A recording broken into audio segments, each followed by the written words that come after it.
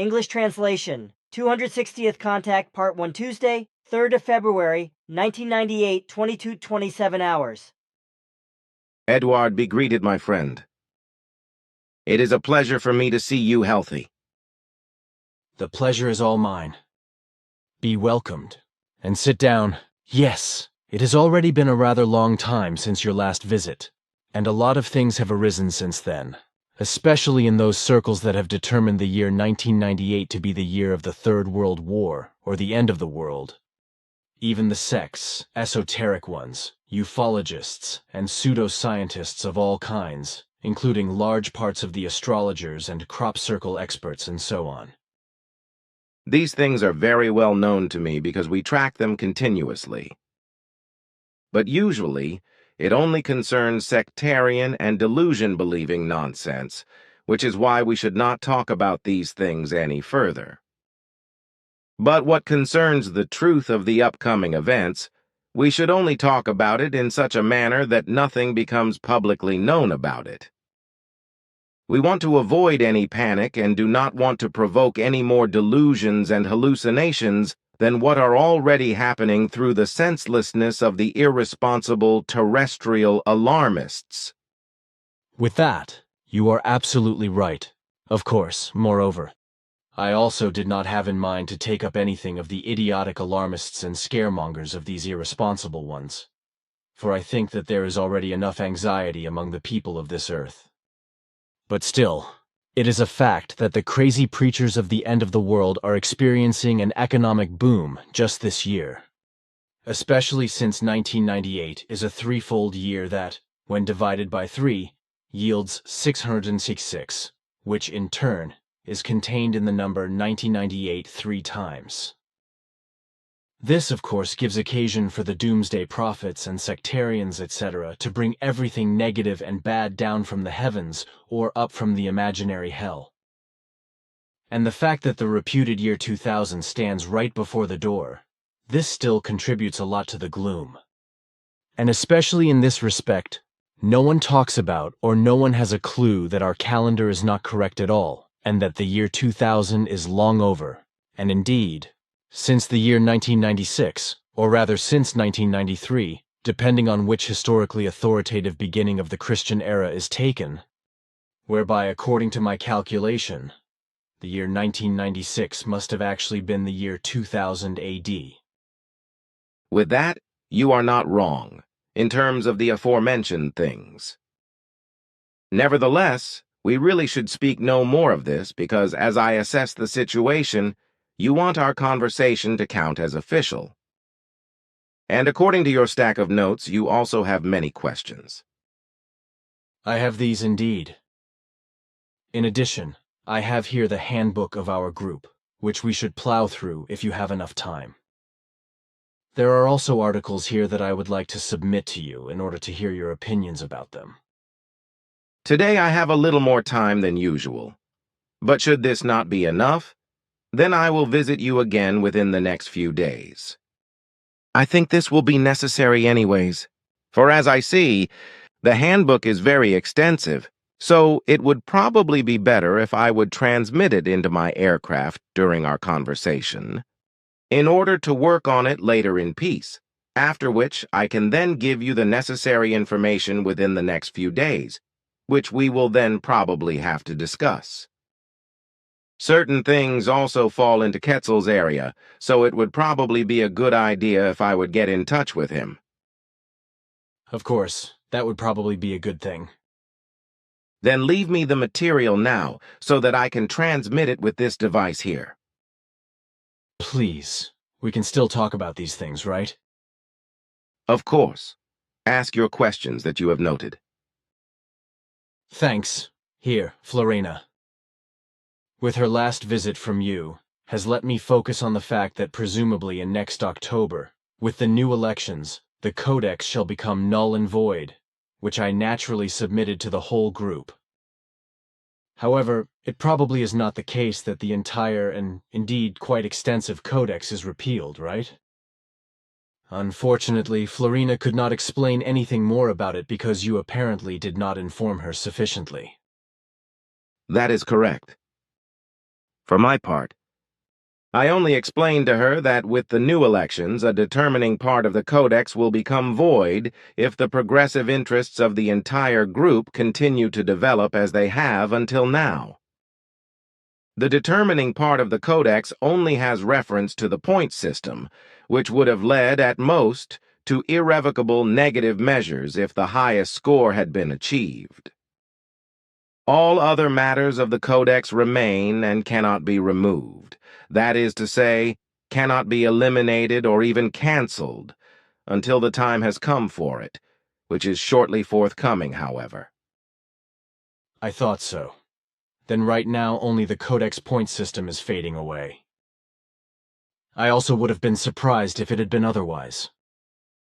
Nevertheless, I first thought of this later, after I had already given the news to the group.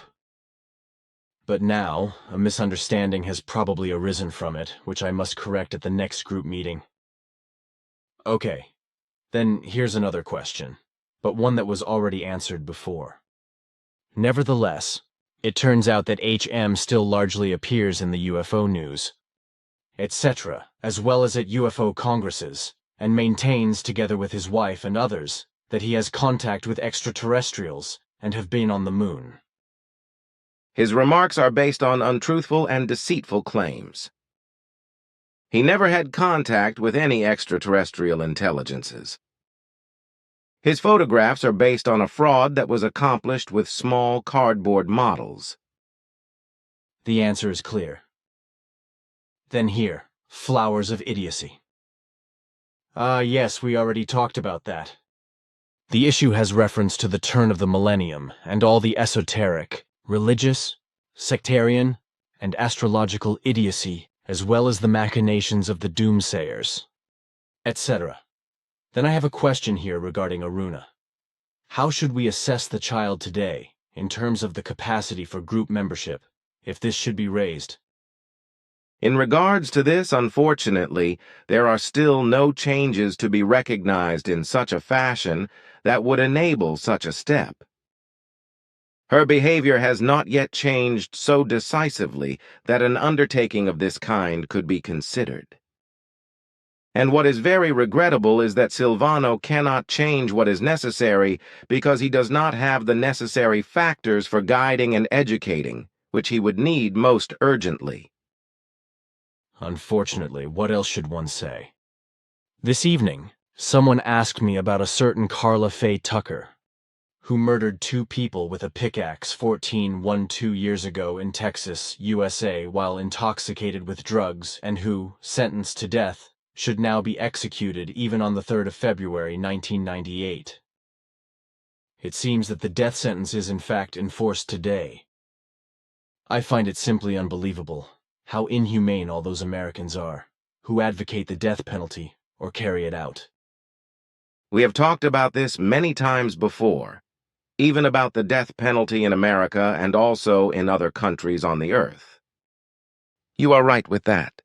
Even the advocacy of the death penalty is contemptuous toward life and inhumane. And suffering from this evil are all those pathetic creatures that are only human by name and that tolerate, endorse, or exercise this perverse form of punishment. In the truest sense of the word, they are inhumane and life-despising murderers, in many cases worse than the actual delinquents who consciously or unconsciously made or make themselves guilty of murder, because in every single case, both their consciousnesses as well as their psyches were or are impaired somehow in their function. Therefore, they need help and not vindictive, autocratically judicial cravings in order to get on the right path and achieve the right, healthy, positive, life-affirming, and evolutionary attitude. However, this can only be through a fulfillment of guidelines, which must take place at a suitable place of fulfillment of guidelines, and indeed, usually within a lifespan, in the truest sense of the word, if justifiable. Extenuating circumstances do not justify a shorter time, which is to be strictly clarified, however. but such largely requires other laws and handlings of laws than what are present in the so-called civilized countries, where inhumane crimes of all kinds are handled and judged far too lackadaisically and negligently, through which serious criminals or notorious criminals, etc., can commit new crimes and criminal acts over and over again once they are returned to freedom, without it being absolutely guaranteed that their fallible actions will never be repeated. You speak my mind and the minds of many others. When one thinks of those who are responsible for the jails, prisons, as well as psychiatric hospitals, who repeatedly release prisoners or send prisoners on leave, who have, for example, raped and maybe even killed children or women, or else those who have otherwise committed serious crimes, one must ask himself, from where do these responsible persons get their autonomy to determine whether such criminals or otherwise serious criminals can be released or be sent on leave, who then commit new, serious crimes? Thus, these serious crimes can never be contained or even eliminated, due to the incorrect humanness of such responsible persons. That is actually so because those who carry out the laws are too lax and too falsely humane, which is why they give far too minor penalties and completely disregard the necessary safeguards. A lifelong sentence should not be restricted to a short term, such as 15 or 25 years, etc., but should actually equal the name, simply lifelong. And if I watch as the law judges on earth handle the criminals and felonious ones, so to speak, with velvet gloves, as you once said, then it makes me nauseated. That also applies to murderous machinations where alcohol is involved. This substance still counts today, at least in the Christian-oriented countries, as a luxury and not as a narcotic, which is actually what it is for many people. Therefore, a vehicle driver who is under the influence of alcohol is still excused even when he knocks down and kills one or even several people because drunk driving is still considered a minor offense. And in cases of deadly accidents, it is very often only punished with small fines, if at all. This evil is also well known to me. Even your brother Carl was killed by a drunk teenage driver, for which this only received a very small fine. Exactly. But now, I have here another question. Anti-gravity. Simyase once told me that both heat and cold are connected with it. That is quite right, however, not to be regarded as the rule. Heat and cold play a role only in the form that through these, electric energy, that is to say, electromagnetic energy, is produced, from which then, among other things, anti-gravity arises through certain processes. Can or may you explain that in more detail? No, because the time is still not right for that. It would be too dangerous for the humans and their applications of technology if they already fully mastered anti-gravity. Already, the related research of the Earth humans and their resulting applications of anti-gravity are steered towards them seizing world power for themselves. There are already extensive experiments in this regard, whereby the scientists in the USA can report authoritative successes. Unfortunately, I have to say this. For the Americans are absolutely determined to be seen as the first world power and to seize the supremacy for themselves, whereby they always run the risk of triggering a global crisis that can ultimately end in a world war if they do not order a stop to their megalomania and their greed for power.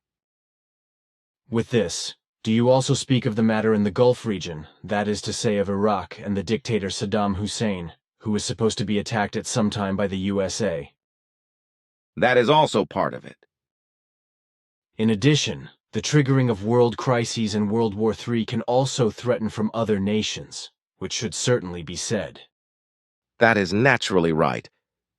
For there are many powerful figures on Earth, and they will also be here in the future, who stir up dangers as well as death and destruction for the Earth humans, all other life, and for the planets. It would be foolish to doubt this. But unfortunately, precisely in this regard, it must be mentioned once again, and must be led into the field, that in this connection, the Americans, like in so many things, are simply leaders. One must only think of the HAARP project, through which even worse consequences can appear than what is the case with the effects of the atomic bomb and commercial nuclear use. All the bad and terrible things that arose from this also were not anticipated by the Americans, or were simply denied in some form, which they still do today, and indeed, even with many other things. I have written an article about the HAARP project, which we have published in Bulletin number 13, January 1998, and this article that has already been translated into English will be distributed on the 5th of February, 1998 by Philip McCaney in Brussels at the European Parliament Conference. This naturally will not bear much fruit because with certainty there are the most diverse elements, that is to say, scientists and military personnel and so on, who deny the true facts and try to disprove everything as is usual in such cases. That is certainly anticipated, but still, we want to do something in this matter. But now, it would please me if you could read or at least browse through my article here. Gladly. Thanks. HAARP is the abbreviation for High Frequency Active Auroral Research Program. Behind it hides an American project that could cause a greater catastrophe for humankind than the construction of the atomic bomb. In reality, HAARP is a test facility that can be used to wage a science fiction battle. It is an almost insane experiment, as it is planned to bombard the sky with energy beams through the huge antenna system that hides behind the harmless name HAARP.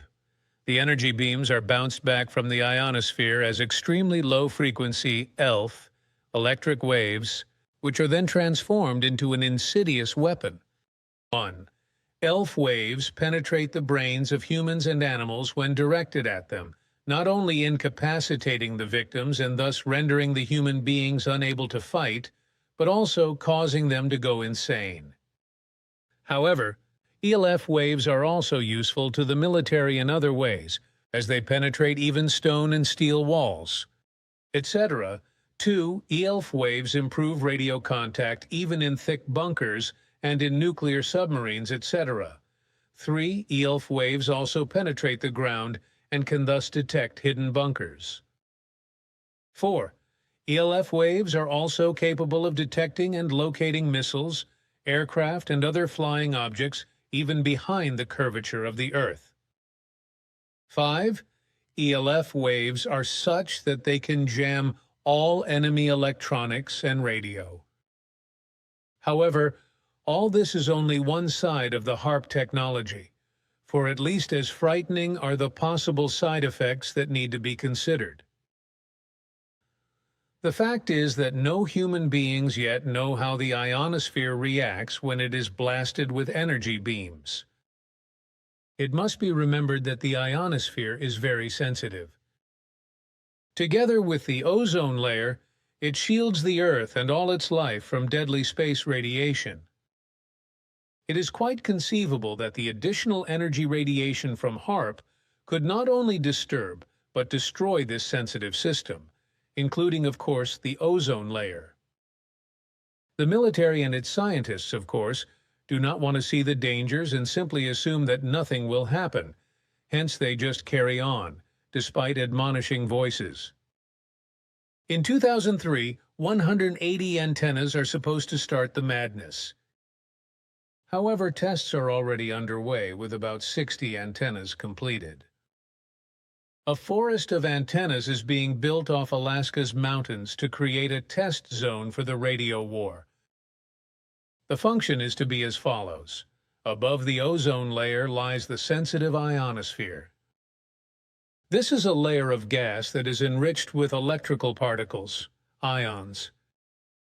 HAARP, as an ionospheric heater, uses its antennas to launch focused high-frequency radio waves at specific areas of the ionosphere, creating artificial ion clouds that bulge out and act like lenses. These then reflect back the ELF waves, which have an extremely low frequency. These can then be used to locate flying objects, for example, as well as for other and disruptive as well as lethal purposes, and can also be directed to other zones of the Earth's surface, depending on the launch angle of the radio waves through the ion lenses.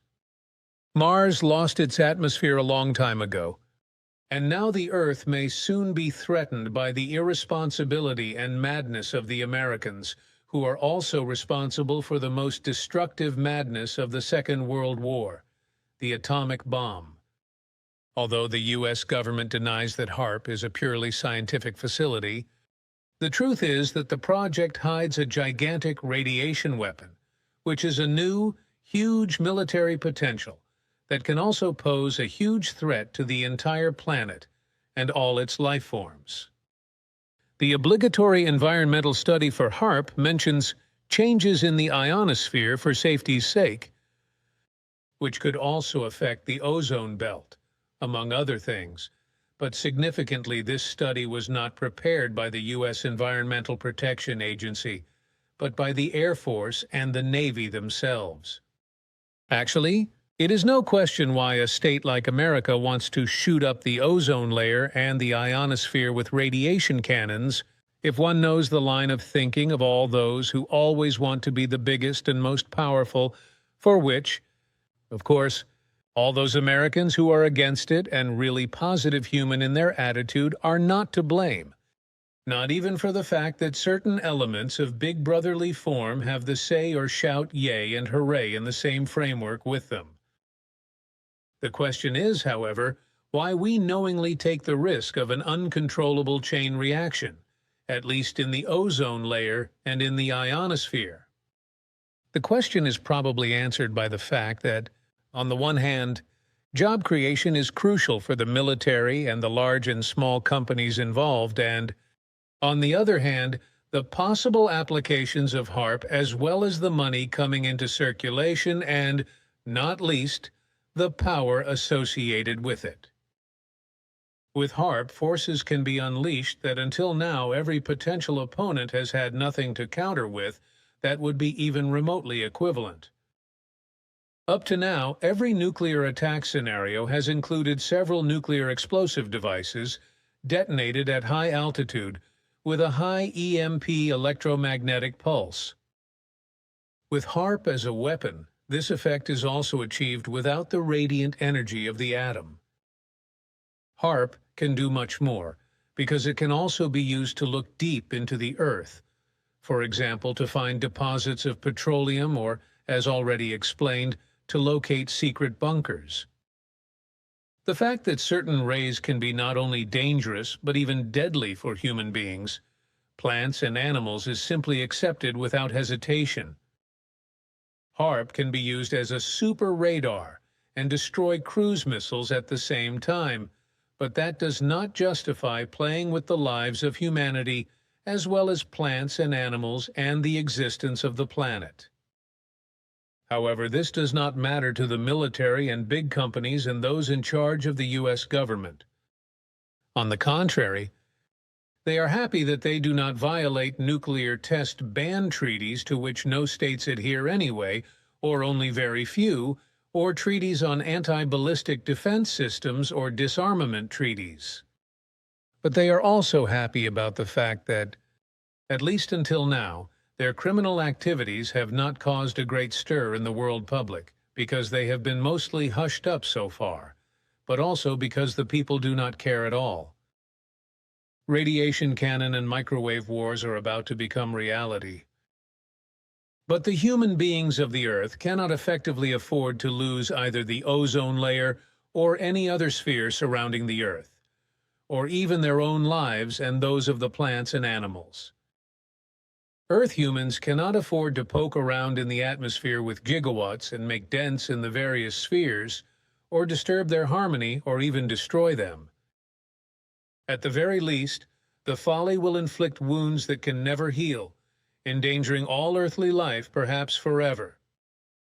At present, the facility is still in weak test operation, but disturbances are already appearing in the world climate that can no longer be overlooked. But this fact does not concern the HAARP officials and their co-screamers in any wise. They even deny that the global natural catastrophes have anything to do with the dangerous experiments, whereas the Pleiadians, Pleiaren, declare that there are indeed connections, as also with regard to environmental pollution, global warming and environmental destruction, by which floods, volcanic eruptions, earthquakes, and storms are triggered, which also results from the currently still minimal HAARP tests. Pilots have been urged for some time to fly widely around the facility, and perhaps in the meantime the facility is already at full power or will be in 1998.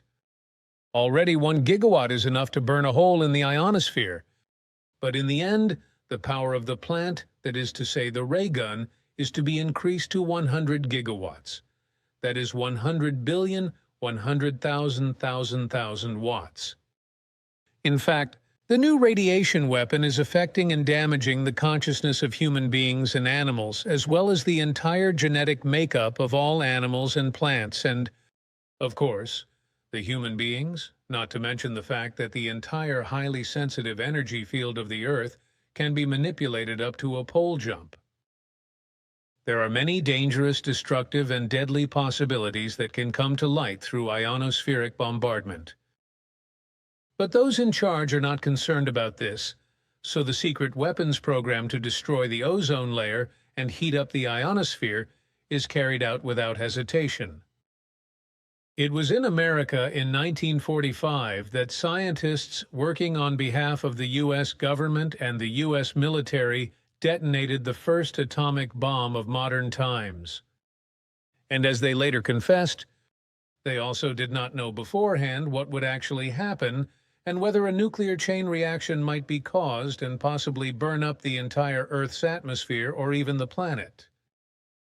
And as was the case with the atomic bomb test, the odds are also 50-50 today with HAARP. The experiment is also being carried out today with these odds, as was the case with the bomb detonation in 1945. The worst fears did not come true then, because everything went well once again. But other and equally terrible scenarios arose from the experiment, when new bombs were built and dropped on human living areas, killing hundreds of thousands of people, maiming countless through burns, and making many descendants of radioactively contaminated people more monsters than human beings.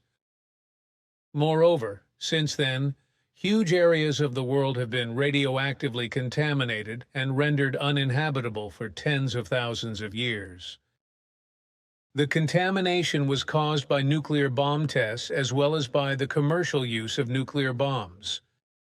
But this is still not enough, because nuclear material used for peaceful purposes has since claimed countless human victims all over the world, namely through contamination or nuclear radiation caused by accidents and recklessness, as well as through crime.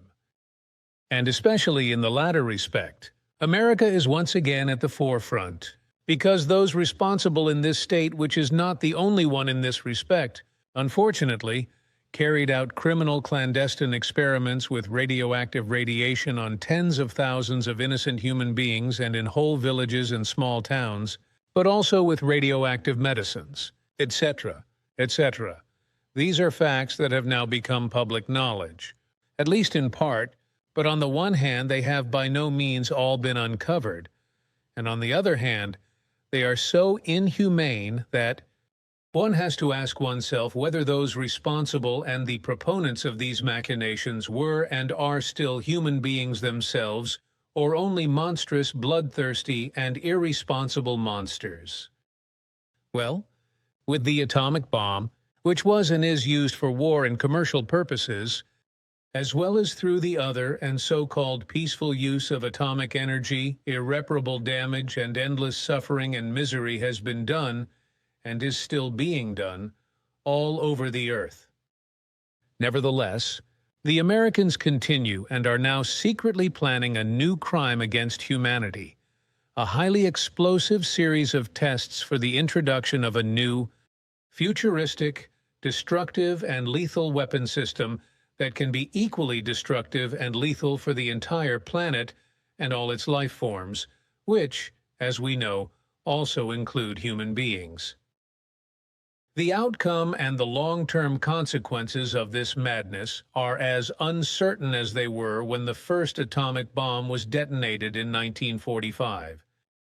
It is true that there are horrified scientists who have nothing to do with the whole thing and who are of the opinion that once again the entire life of the Earth in its present form and even the entire existence of the planet are at stake due to the lust for power of Earth humans, and especially that of the U.S. military and those responsible for the U.S. government. Among all those scientists who are still aware of their responsibility, HAARP is considered to be one of the greatest threats to the ozone layer. But this is only among many other influences that HAARP can also cause in other spheres, and on Earth as well as in all life forms. The possibilities range from skin cancer to climate zone shifting, from tremendous storms and droughts to floods, earthquakes, and volcanic eruptions. These are all things that are already commonplace and are caused by the madness of overpopulation and its consequences, such as environmental destruction and pollution, and the resulting greenhouse effect and shifting of the Earth's surface weight, etc., etc., for some time now. However, the already ongoing HAARP experiments have also been to blame for this, through which climate changes and thus earthquakes, volcanic eruptions and torrential storms and environmental catastrophes are triggered worldwide, which is of course denied by those responsible for HAARP, to which the Pleiadians Ptaah and declare that this is indeed the case and that HAARP will cause so much damage, suffering, misery, hardship, devastation, and destruction in the long term that a rebalancing of nature and all life will no longer be possible, because long-term effects will arise which will have such a negative influence on everything and which will not allow for any recurrence.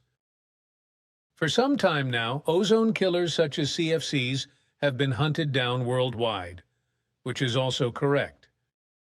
The Americans, however, are just as unconcerned about many aspects of environmental protection as they are about the promotion and preservation of life in general, as evidenced by the death penalty, which many Americans hype up to the point of glory and apply mercilessly. And as they, the U.S. officials and their shouting supporters, behave high-handedly in these matters, thus they also do so with their new weapon system, HAARP, going over all the heads of all humanity to shoot dangerous holes in the sensitive ionosphere and endanger all life on Earth. They simply take the right to decide and believe that nothing is above their damnable madness of might and megalomania. HAARP damages and partially melts the ionosphere, creating the danger that cosmic rays can penetrate unhindered. This alone testifies that HAARP is an irresponsible project. However, the madness already has a history, which is usually concealed from the people. As early as 1958, 3 atomic bombs were detonated in space in order to influence the weather. After this madness, it took only 2 years before a whole series of climate catastrophes occurred as a consequence. In 1961, 350,000 copper needles 2 to 4 centimeters long were fired into the ionosphere, after which the Earth retaliated by causing an earthquake of magnitude 8.5 in Alaska and a large part of the coast in Chile to slide into the sea. Then in 1963, the Americans and the USSR detonated 300 megaton nuclear bombs in the stratosphere, tearing huge holes in the ozone layer. And these are just a few of the crimes against humanity committed by the Americans and the former Soviet Union. For the truth is that several dozen such crimes are the responsibility of the Americans and Russians, as well as the French, Israeli, Chinese, and others pulling the same rope. What may now come from HAARP may be far worse than anything that has gone before. The danger comes from Alaska, 320 kilometers northeast of Anchorage. In the solitude there, a 360 mast, 24-meter-high forest of antennas is being built, with which the military want to jettison bundled high-frequency beams into the ionosphere and have been doing so on a test basis for some time, already causing extended climate and weather disasters as well as earthquakes and volcanic eruptions in order to heat up and partially shift the protective belt. This burns gigantic lenses into the ionosphere, through which the rays are then bundled and sent back to Earth. The scientific basis for HAARP was created by the irresponsible Tesla student Bernard Eastlund, who patented his work as early as 1985 under the ominous name Method and Apparatus for Altering a Region of the Atmosphere, Ionosphere, and/or Magnetosphere of the Earth. A project that means global vandalism because huge amounts of energy in gigawatt strength are shot into the upper spheres of the Earth, whereby it cannot be estimated in any wise what will happen to the Earth and its entire life forms of human beings, animals, and plants in the earlier or later future.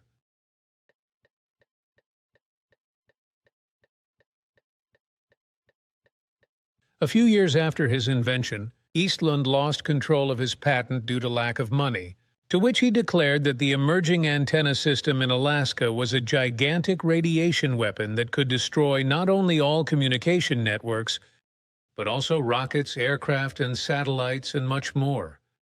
Wanted or unwanted side effects are, among other things, also climate catastrophes on the whole Earth or on parts of it, as well as the incursion of deadly space radiation in a completely unprotectable form on parts of the Earth to be determined by military and state officials, and so on.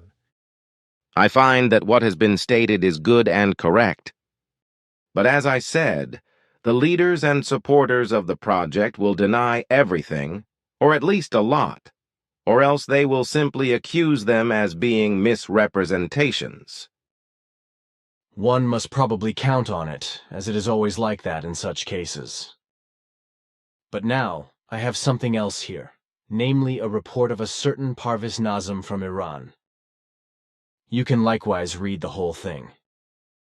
My commentary. We also published everything in Bulletin number 13. I wrote this in accordance with the data provided by Florina, whom I interviewed for this report. Here you go. These 2 pages are the product of the whole thing. Thanks. A strange story. The following report, translated from English by Kate Frainer, was sent to us by Parviz Nazem from Iran. Dear Mr. Meyer, you received your nickname Billy exactly where the mysterious phenomenon took place. I refer to Tehran, the capital of Iran, where you stayed for some time. In the autumn of 1980, as you well know, a bloody war began between Iran and Iraq that lasted 8 years. In many families on both sides, this war caused great suffering and sorrow due to the loss of beloved persons. To my surprise, nobody said anything about it in the Western world at that time, and also today people keep quiet about it as if we were a bunch of laboratory mice that had to be wasted anyway. In comparison, there are numerous films, literary works, documentaries, and videos about other wars and conflicts that took place in different places. Perhaps if you, as an influential person, do something about my request, then humanity, at least in my and the other survivors' view, has done its duty regarding this war. I'm trying to show that the uncovering of certain secrets and some unknowns about this war is a greater outcome as opposed to the uncovering of the secrets of the alien autopsy film, Santilli Roswell film, Ed, as the former involved a much larger audience and serves more human purposes. Here is my story. On the first night of the war, in the autumn of 1980, along with about 2,000 army recruits who were spending their military training at a base called Farhabad, I observed the most bizarre and inexplicable phenomenon that ever happened to us. We ate our dinner at about 5 o'clock in the afternoon.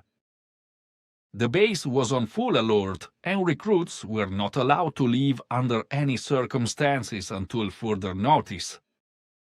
Suddenly, the whole world was filled with sounds, explosions, and anti-aircraft gunfire. We all left the cafeteria to see what was going on. Someone pointed to the sky and shouted, "Here they are, the Iraqi jets!" There were 9 glowing objects, arranged in groups of 3 and forming triangles, hovering motionless over our anti-aircraft battery 5 kilometers away to the east. Every gunner in the area who saw these objects fired at them. Within a few seconds, our missiles were fired. To my surprise, the objects did not move at first. So I thought that they would be shot down within a very short time.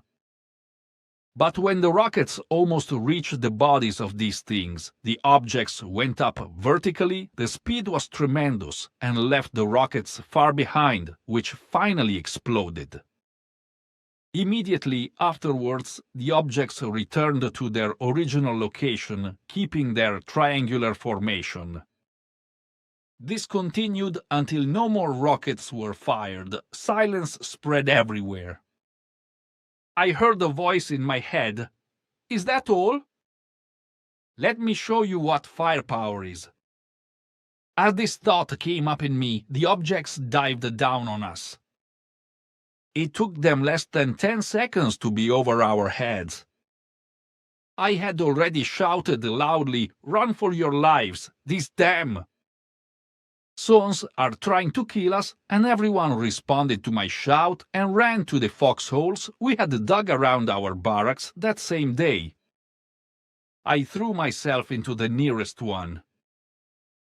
2 seconds later, I heard myself saying to myself, "Get up, coward! You call yourself a soldier. You hid in that hole for hours and no bullet was fired and no bomb dropped." I left the foxhole and looked up at the sky to see where the objects had flown to. It was amazing. The sky was not the sky of 1700 year it was dark and dotted with stars. I looked at my watch. It was about 21:30 lashes. I looked around me to tell everyone that the danger was over. No one was there. All the holes that had been dug in a line were empty. I went away to search the buildings for a sign of my closest friends. The buildings were empty. All in all, I searched 4 barracks on the base. All were unoccupied. There was no one, not even outside them. According to the military orders, we should all have been asleep in our beds. But there were no officers or sergeants in sight to enforce the orders. Feeling tired, I went back to my barracks and fell asleep, only to wake up the next day and see everyone else in their beds. No one made any comment about the previous night. Even my closest friend did not answer my questions about what had happened the previous night and his opinion of the objects. The army then made a statement that these objects were UFOs, and that was the reason why the army, could not catch them, but overall everyone ignored what had happened. I must say that as long as I was on this base, the missile battery did not fire a single missile at anything before or after. In fact, the Iraqi fighters came and bombed Tehran, and they flew right over the same missile battery, but there was no reaction from it.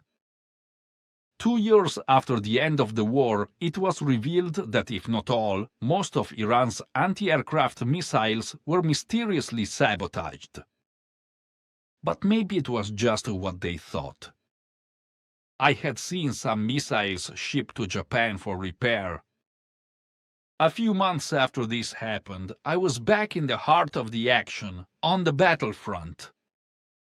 I came back alive, and I'm absolutely certain that it was time for me to be killed, but that I either reacted correctly in the danger or otherwise survived the direct hits on our position.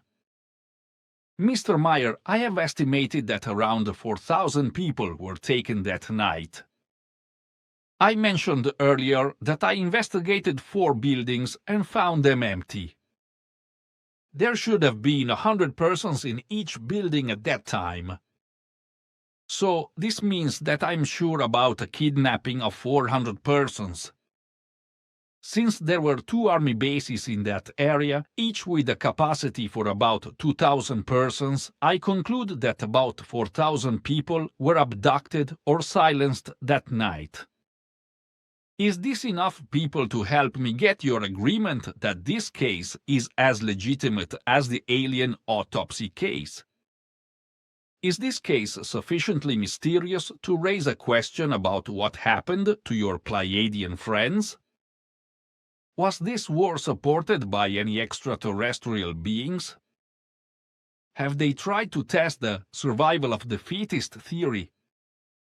Did they try to inject paranormal powers into soldiers to help them survive in serious combat situations or to produce tougher soldiers? Were they in contact with the US military to try to keep the Iranian army away from their air defenses so that the Iraqi forces would have air superiority? What were the aliens doing to us when they took us to their underground bases? I had wet reddish earth stains on my uniform when I left the foxhole. The earth in and around the foxhole was yellowish and dry. Why am I full of pain in my body? This pain in my body started a few months after my abduction. Can I count on your help, Mr. Meyer? You are my last hope. Yours sincerely, Parviz Nazem. Comment: the occurrences of the observed UFOs are not to be disputed, for these have also been reported elsewhere. However, what is to be said about the barrack experience is that it was most likely a psychological shock trauma. This is also the view of the Pleiadians, Pleiaren, who are also not aware of any Iranian soldiers being abducted in the incident. Also, the Pleiadians Pleiaren were not involved in the UFO incident, and there was certainly no intention on the part of the UFO crews to intervene in the war in any way. It should also be said that the psychological shock trauma must obviously have lasted for several hours and caused a so-called real memory, through which something apparently experienced is considered real, as is also the case with a so-called real vision. Billy. Florina reported to me about your questions, so I have also endeavored to get closer to these concerns. And I can say the following. At that same time, in the aforementioned area, observations were actually being carried out by several aircraft of extraterrestrial origin, namely by members of an Earth-foreign race that stands in no relation to us. According to our investigations, however, they did not interfere in any events. Rather, they behaved passively. At the same time, however, the Iraqis released poisonous gases into different military positions of the Iranians through rear front fighters, which caused hallucinatory effects and dangerous long-term consequences under certain circumstances. But both the Iraqis as well as the Iranians retained silence over this. The poisonous gases attack, among other things, the internal organs of the body and alter the genetic information factors, resulting in mutations and other disturbances. Unfortunately, this also happened during the Gulf War. For also there, rear front fighters secretly worked in the same way as in Iran, through which the drawn-in multinational fighters were affected, especially Americans, who were severely harmed health-wise. These poisonous gases, however, were further introduced in and behind the ranks of the attackers by rockets and artillery shells, by what means many people were contaminated. Then, as a result of those who were contaminated later performing acts of procreation, the descendants became mutilated during the development period in the womb and came into the world as heavily deformed beings. Now, in terms of this strange story that Parvez Nazem tells, it is to be accepted that he was attacked by the hallucinatory gases of the Iraqis and, accordingly, actually had hallucinatory experiences and shock trauma. Consequently, he considered everything as real, as you described in your commentary. Thanks. Then here's the next question. In the 238th Contact on 18/5/1991, we talked about the dangers of microwave C Pleiadian Pleiaren contact reports, Volume 6, page 325 at SEQ. Concerning this, I would like to read aloud the conversation that we had about it. You once told me that microwaves are very dangerous, which is why one should not cook with them, etc. You then explained the following. But now, regarding microwaves, I will be happy to explain to you briefly that these are extremely dangerous for humans.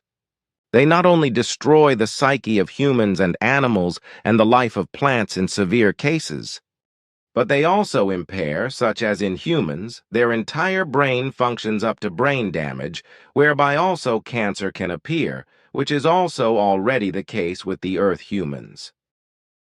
Regarding the aluminum particle, it is to be said that aluminum particles taken in by humans are hazardous to them because they release, among other factors, the terrible Alzheimer's disease.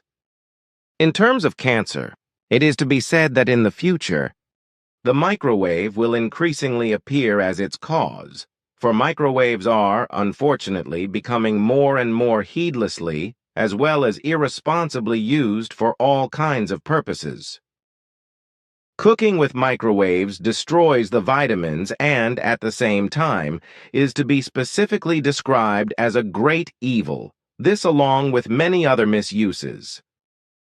Even the eyesight of humans and animals is endangered by microwaves, and in the specific case, the cataract is to be mentioned, which can be caused by microwaves more and more. Different types of cancer, as I said, increasingly have microwaves as their cause, but in addition, simple and non-cancer condition damage to cells will appear more frequently and cause many other evils. Through microwaves, it frequently occurs that the fruit of pregnant women is harmed or even destroyed and becomes missing. And in this connection, the unknowing doctors are not able to determine the origin of this because they simply lack the necessary apparatuses and tools as well as the necessary knowledge. But that is not enough. For the woman's fertility is also endangered by the waves because it is very easily destroyed by these waves, as it is also the case that the man is robbed of his procreative power. On certain worlds that are well known to us, it is common with the humans that women and men can be sterilized by microwaves in order to counteract an overpopulation of the planets by the humans.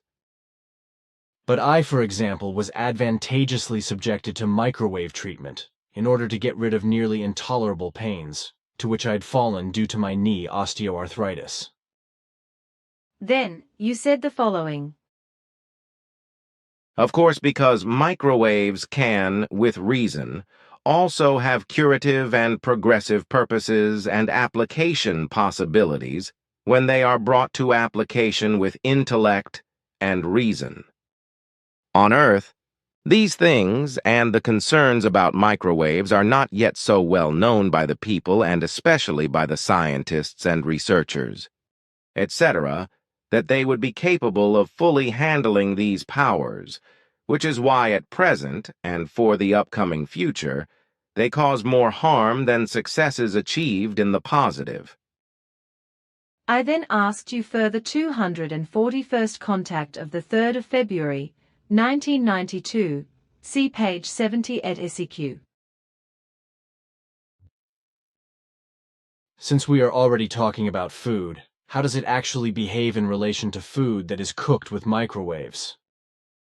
Is there actually a certain danger for the person, apart from the harmfulness of the waves themselves on the human organism, etc.? Then, you gave me the following answer, which seems to contradict itself with your prior statements, since you said that cooking with microwaves is harmful. I assume that you probably expressed yourself too imprecisely for us Earth folk, which is why we probably misunderstand something. You said, The use of microwaves for the preparation of food is safe, as a rule, if your question relates to the microwave's influence on the food and its consumption. The person can quite safely eat microwave-prepared foods. Only the microwaves themselves are dangerous if the person is hit by these. Many microwave ovens shield the microwaves in no way, whereby humans, and even animals and plants, are hit by these and are damaged health-wise. Thus, the danger for humans, animals, and plants lies in the microwave radiation itself, which can lead to very harmful effects on all living organisms, apart from the fact that, for example, microwaves applied medically in the right dosage can very well be beneficial to health. First, you said that using microwaves to cook is harmful, but here you said that cooking with these waves is not harmful. How should we understand this now? It seems that I did indeed express myself unclearly at that time. The facts are as follows.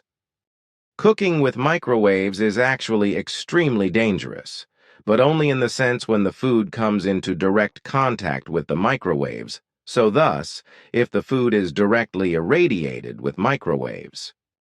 Once this happens, transformation processes, which it also always concerns, take place in the food, through which partially poisonous and hazardous substances emerge, through which humans can be harmed in many different ways, and, in fact, also are harmed, as I must rightly say. Due to the direct irradiation of food with microwaves, the cooking item succumbs to a transformation through which health hazardous substances develop. But otherwise, this is not the case, and cooking with microwaves is totally harmless. If the ovens are constructed in such a way that they are only heated up by the microwaves, and indeed from the outside. Consequently, no waves can reach into the actual cooking item. So for this, completely closed cooking containers are necessary, which do not allow microwaves into the interior and into the cooking item. The microwave oven itself must of course also be constructed in such a fashion that no waves can penetrate out of it, so that the surroundings or humans are not encountered by them. And since I am already clarifying these issues, it would be appropriate that this is also done in relation to Alzheimer's disease, so that it is not assumed that microwave radiation is the root cause of this evil. It is certainly true that microwaves are only a small influencing factor in relation to Alzheimer's disease, as this is also the case with aluminum particles. Both are not direct causes or producers of the disease, but merely factors that are contributory, under certain conditions, with the emergence of Alzheimer's disease. With that, the facts should now actually be clear. Thanks. That really should be without misunderstanding. Here, I now have a small article from Blick, dated 27/10/1997, with the title, On Abortion, Fetuses Feel the Pain. London. Do the unborn feel pains during abortions? On this controversial issue, British medical experts have now given a clear answer. Yes.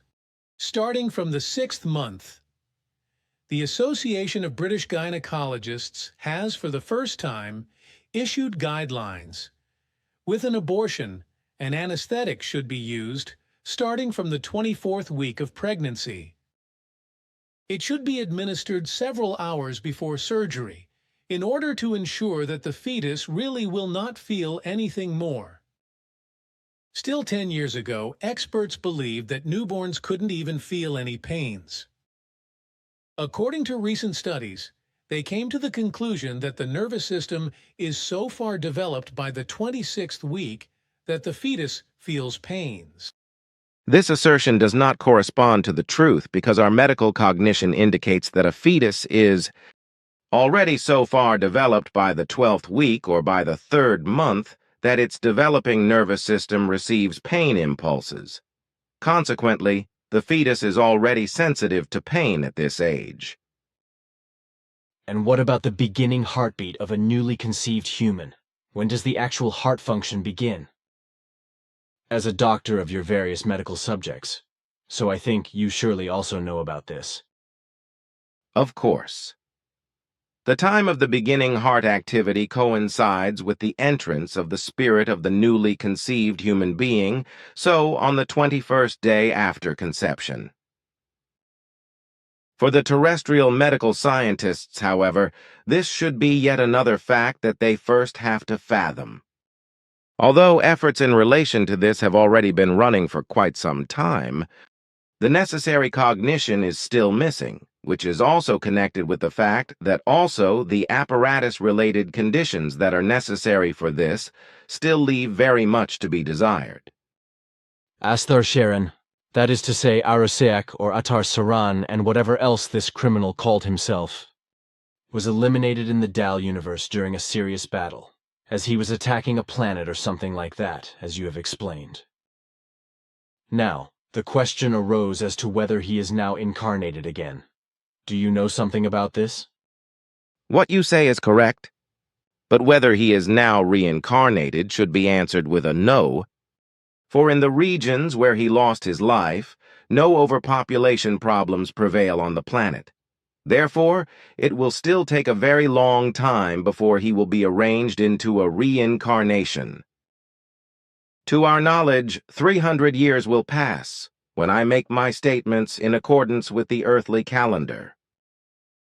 So other time relationships prevail there, whereby I have just alluded to the duration of a year. That planet, in whose outer space Asthar Sharon lost his life, and in whose otherworldly space, in accordance with the validity of that which is creational law, based, his spirit form as well as overall consciousness block, newly established themselves, has an orbital period around the central star that corresponds to 486 days, according to the earthly standard. Moreover, a day has 27 hours and a little more than 36 minutes, measured by an earthly hour. I actually did not want to know that so precisely, but in any case, dear thanks for your remarks. Here, I have another question, which I actually already answered, however, in Bulletin number 12 from December of 1997, because it was faxed to me as a reader's question for the Bulletin. Nevertheless, I would really just like to hear your opinion again. You already gave me an answer about it 2 years ago, when I asked you whether my calculations are correct, which you affirmed at that time. Here is the relevant excerpt from the Bulletin, if you want to read it. Reader's question. There is so much talk about the beginning of the 3rd millennium. When will this actually begin now, and how do the Ptaah view this? Uwe Stein, Germany. Answer. The matter is actually simple to explain, but everything for this must be considered from the ground up, namely from the beginning of the year 1. With today's calendar, this began on the 1st of January of the year 1 and ended on the 31st of December of the year 1.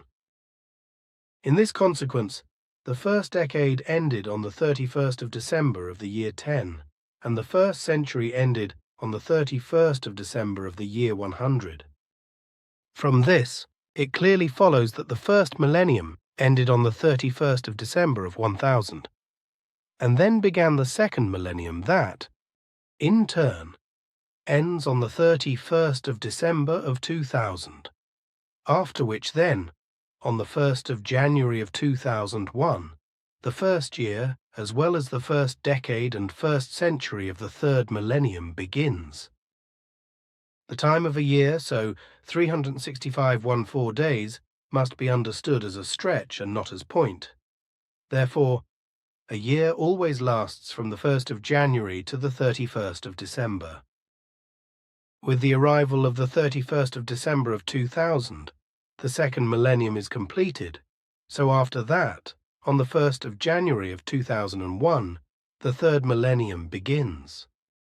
Therefore, on the 1st of January of 2000, neither a new decade nor century, nor even a new millennium begins, but only first on the 1st of January of 2001, after which then 65 days must expire before the year is completed, and thus the year 2002 begins. The length of a meter may serve as an interim aid for the understanding of the whole thing. This begins with the first millimeter, and then, after 10 millimeters, adds up to a centimeter, which is first complete in its entirety with all 10 millimeters. Consequently, a meter is also first full and can be designated as a meter when 1000 millimeters are lined up together. Accordingly, one can first speak of a year as a full year when all 365 days have expired, and indeed, even when a human being designates this entire time as a year, that is to say, as a running year or a course of a year. With the beginning of the year 2000, on the 1st of January, there is, therefore, no turn of the millennium. Rather, the flow of the last 365 days of the second millennium, that is to say of the 20th century, takes place even though this calendar, as has been shown, is false and does not agree with history.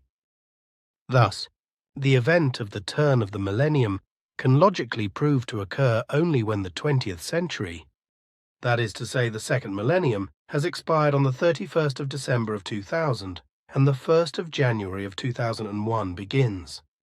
The calendars of this form that are represented in the newspapers, as well as the daily countdowns to the alleged beginning of the third millennium, are, therefore, not correct, for another 365 days must be added to the countdowns, as also the Pleiadians Pleiaren explain this, who are much more knowledgeable in terms of calculations and calendars, etc., than the Earth humans, who evidently, at least in certain circles, do not even understand or know how to handle their own calendar.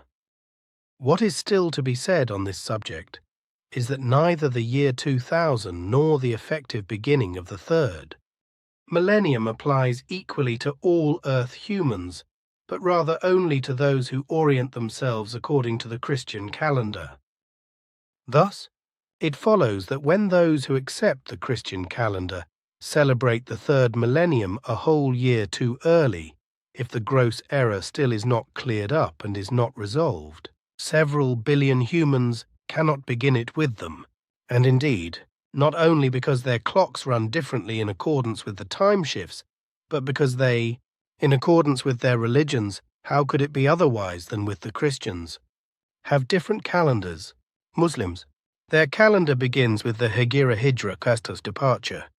So with the emigration, that is to say flight, of the Prophet Muhammad aka Abul Qasim Muhammad ibn Abdullah, Das Muhammad, Arabic, the Praised One, born in Mecca around AD 570, died in Medina in 632 AD.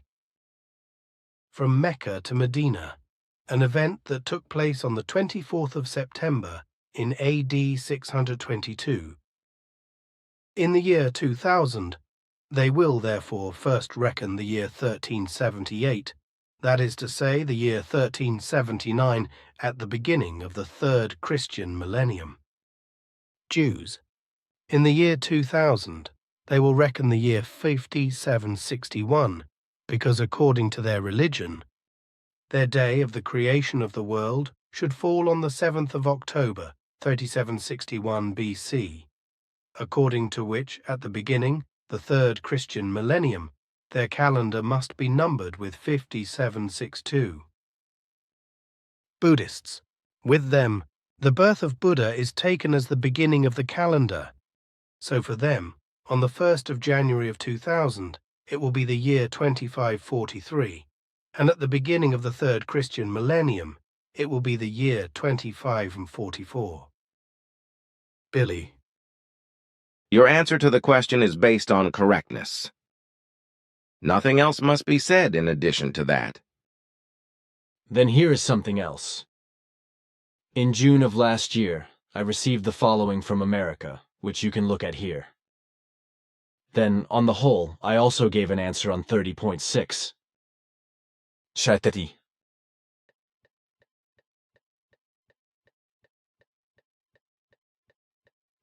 Your letter in reply is absolutely correct, but it would still be of value to deliver from my side the following explanation. We and other persons in your immediate and wider vicinity, in accordance with our own and also your clarifications, are well aware that many of your photos relating to our aircraft and others that are connected to us were maliciously falsified or were even imitated from the ground up and became falsified in this manner. In this regard, not only was that photographer extremely busy, whom you know by the name of Schmid of the Rhine Valley, but also several other people at home and abroad who were jealous and who still are to this very day. Among the forgeries and falsifications were not just the photos that showed our aircraft, but also those images that you made on your great journey. This is especially true for the dinosaur images, as well as for the Apollo-Soyuz images, but also various other images belong with these. The 25th of June, 1997. Dear Billy, enclosed is my quick translation of a letter to the editor by Ray Rummel of England, which he wrote to the magazine 40 Times on account of your alleged dinosaur photos, which the magazine had apparently printed in issue 9157. Here's what the man wrote. I was fascinated by Billy Meyer's dinosaur photograph, FT9157. Actually, it's a pteranodon wings, no teeth, a sort of pterosaur. The image did look very familiar. It bears a spooky similarity to a famous painting by the acclaimed Czech paleo artist Zdeněk Burian and has appeared in many books since the early 1960s. I too have managed to photograph a pterosaur, but did take the trouble to make a model rather than rely on a piece of artwork. Does this mean that Mr. Meyer didn't travel to the Mesozoic after all? I think we should be told. Ray Rummel, editor. Model dinosaur. Berkhamsted, Hertfordshire, England. The enclosed illustration with text was sent to us by Norman DeCindis, who lives in Boca Raton, Florida, and who has already discovered several things in some magazines or on the internet and is always helpful to you. But this time, even he thinks that this accusation makes him sad, even though he still believes in your genuine contacts. But it is this sort of thing that turns people against Billy. As far as I know, he has also sent you these color images, but maybe not this letter to the editor. Salome and best regards.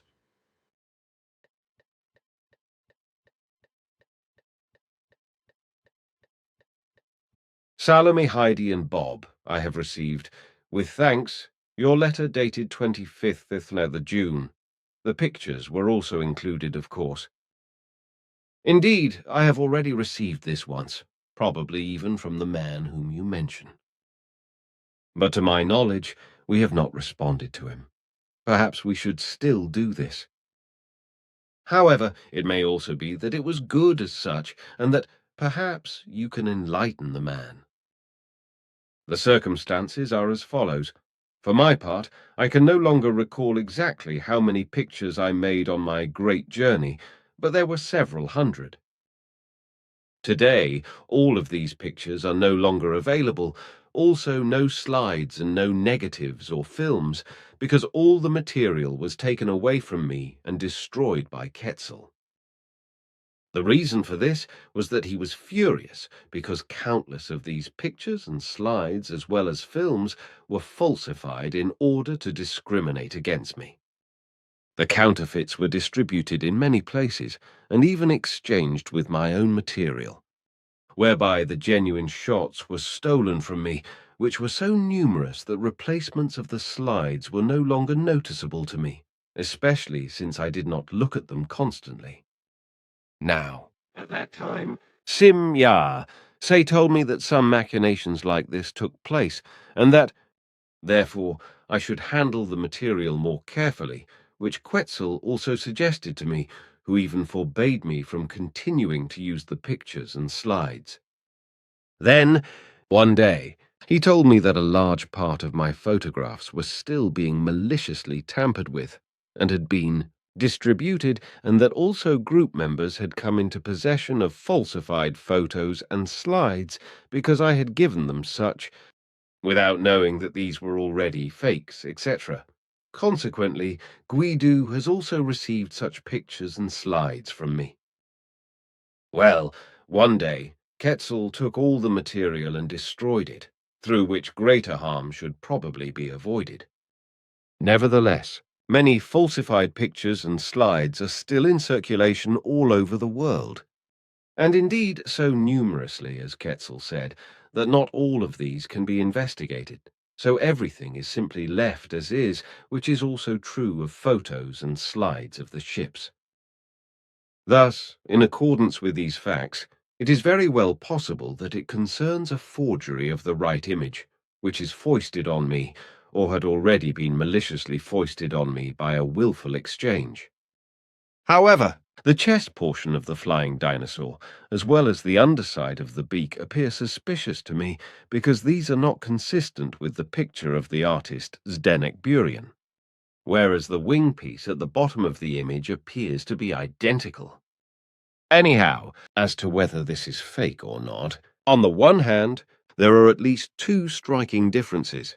On the other hand, I cannot judge whether the image committed to me is genuine or not, because it has already been too long that I can still remember all pictures, slides, and films, especially because many memories have been erased from my memory and have not been reclaimed after my serious health collapse in November of 1982, when I suffered a severe head trauma and lost large parts of my memory capacity. Now, of course, I will not simply let the matter rely on itself, but will ask Ptaah at the next opportunity, who can surely give me information. But when he will come, I do not know, but I will fax you his answer promptly, as soon as he has appeared and has given me a suitable explanation. Unfortunately, up to now, the events surrounding the fakes and concerning the photos, slides, and films destroyed by Quetzal have not been mentioned much in the contact reports, because everything took place outside of the public contact conversations. But I am sure that Ptaah will answer the question, at least in the framework that he knows. Until then, all the love and all the best. 1937, Barthanilhes. Overall, as we've determined through detailed investigations, you had made 1,176 photos with your Olympus ECR 35mm camera, as well as 34 films with your movie camera that you could use with just one hand. Of the photos, several hundred were stolen from you, and moreover, at least which we could clarify, 230 of these were falsified. There was also falsifying through the manipulation of several films. And to be sure, in the manner that our aircraft were suddenly represented as though these had been suspended from thin strings or wires, etc. And so, the impression was made that these were models. Concerning the dinosaur images that were addressed in the letter to you, it seems to me, as you mentioned, that something is not right, for as I see, the two images are not exactly alike. It may be that it is a forgery that has been foisted upon you, like also so many other forgeries, as I already explained. But now, we can no longer investigate what is actually the case, unfortunately, because, as you know, Quetzal took all the originals and copies of slides and negatives, etc. from your workroom and eliminated them. So today, we can no longer investigate the concerns in this respect. Quetzal acted perhaps somewhat hastily? I do not think that was the case, for as it proved itself, it really was necessary. We also should have done the same with various images of our aircraft. A lot of harm would have been avoided through this, especially if we had secured the deceitful forgeries and falsifications produced by the photo and film counterfeiters. But in this connection, we had to comply with our directives, as this was also recommended to us by the High Council. We could and were allowed to intervene directly only in those concerns that stood in a direct relationship with us, and this was just your personal film and photo material. In the esoteric sky, milieu, and in certain adherent circles, a new concept has formed that is called bioresonance. Do you know something about this? To lose too many words over that would be senseless, because it concerns newly devised nonsense without any reality content. Thus, there is no value in talking about it. Just as well. Then here's the next question. As you know, I knew the village of Schmidruti and the farm Hinter Schmidruti, as well as Sitzberg, Vila, Turbenthal, and actually all of Tostal since my early youth, and indeed, starting from the 3rd year of my life. My mother is indeed a native of Egetsville in Vila.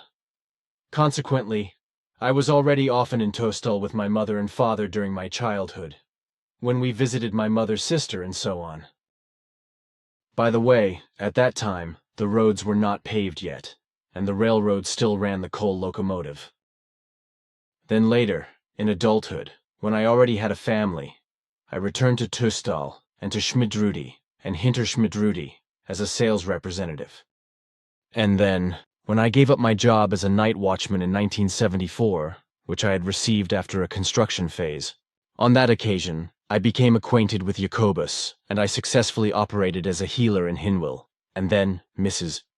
Herzog came to me in 1975 from Root, Switzerland, in order to receive treatment from me. She then told me that she and her husband owned a farm in Tostal, and indeed, Hinter Schmidruti, in Schmidruti. Then, it suddenly fell to me, like scales from the eyes, that yes, Svath and Asket had previously said that I would establish a free community of interests, and would then purchase the farm Hinter Schmidruti with the members, in order to build a center for the mission from that. Suddenly, I also saw all the pictures again that I had been shown as a child as to how the center would eventually look. The result was that I then immediately brought into being the Free Community of Interests at Wiehaldenstrasse 10 in Hinwil, after which everything then arose in such a fashion as one predicted to me. Now, the question about this, and indeed a question from our group, did you have your fingers in play with Mrs. Herzog's appearing to me in Hinwil? I mean, did you influence Mrs. Herzog in this regard, and then also later with the purchase price? Sooner or later, this question indeed had to be asked. Yes, we had our fingers in play, as you call it. It was already planned since ancient times that things would arise in such a fashion as they have arisen and are today.